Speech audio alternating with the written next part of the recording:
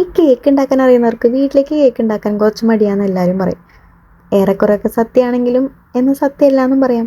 അപ്പം മടിയൊന്നും ഇല്ലയെന്ന് കാണിച്ചു കൊടുക്കാൻ വേണ്ടിയിട്ട് സർപ്രൈസ് ആയിട്ടൊരു കേക്ക് ചെയ്യാമെന്ന് വിചാരിച്ചു. പോരാത്തിന് വാലന്റൈൻസ് ഡേ ആണ്.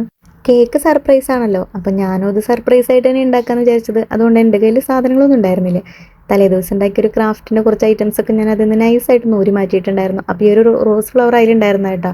അപ്പോൾ അതെടുത്ത് ഞാൻ ആകെ മുകളിലേക്കൊന്ന് കുത്തി നോക്കി. അപ്പോൾ അത് വല്ലാത്തൊരു അഭംഗി തോന്നി. അപ്പോൾ അത് ഞാനത് സൈഡിലേക്ക് വെച്ചു. പിന്നെ ഈ വക കുറച്ച് ബോൾസ് ഒക്കെ എൻ്റെ കയ്യിൽ ഉണ്ടായിരുന്നു.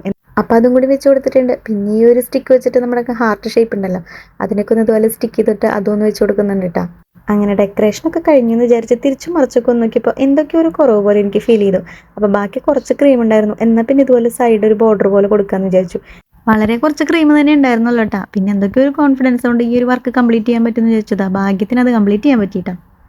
അങ്ങനെ കേക്കൊക്കെ കട്ട് ചെയ്ത് ഞങ്ങളും സിമ്പിളായിട്ട് വാലന്റൈൻസ് ഡേ ആഘോഷിച്ചു.